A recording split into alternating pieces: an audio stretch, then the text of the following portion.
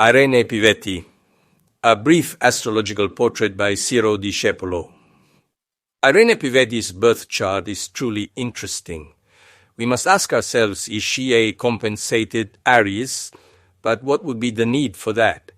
She is a high-potential explosive mix of Aries Libra values, a warrior. In short, you will remember that even before entering politics, she stood out in the Catholic student movement, especially for her positions that we could define as integralist and even a bit fundamentalist, once again, like a warrior.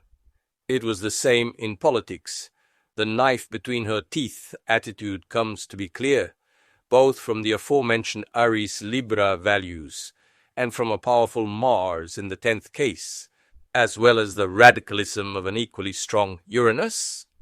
I believe we must also refer to the same Moon-Uranus conjunction to explain a certain formal non-conformity which, just to give an example, leads her in these months, August 2006, to wear a very short boyish haircut.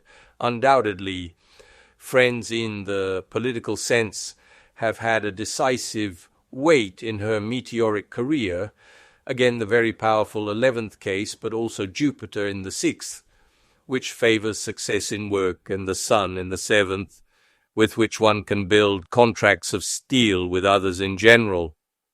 The character reminds me of a pleasant episode from my career as a journalist.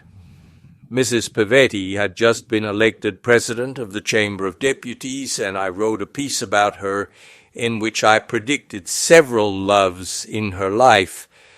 At the time, I believe she was not even engaged, and in any case everything was being written about her, except that she might have an interesting private life.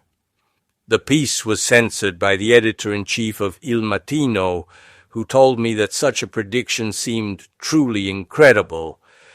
The same editor censored me another time when, studying the birth chart of Enzo Ferrari, I predicted the return of the red prancing horse to the coveted podium of Formula One. I titled it "Ferrari Will Win Again," and my colleague said, "Sorry, Ciro, but this is too big and I just couldn't let it pass." Censorship accompanies the journalistic life of every professional and also the productive life of a writer, whatever their professional level. I believe even journalists of the caliber of Indro Montanelli suffered from censorship. Recently, a book of mine was published in Hungary where, I like to remember, I met exquisite people and colleagues who were hospitable and skilled on an astrological level. However, this did not prevent censorship from working, even in that work of mine. A colleague from Budapest, reading the proofs of the book, decided to remove 2 of the 4 miracles I recounted in the book. You know, Ciro, we can accept what you write, but not everything, excerpted from the book L'interpretazione del tema natale by Ciro Discepolo.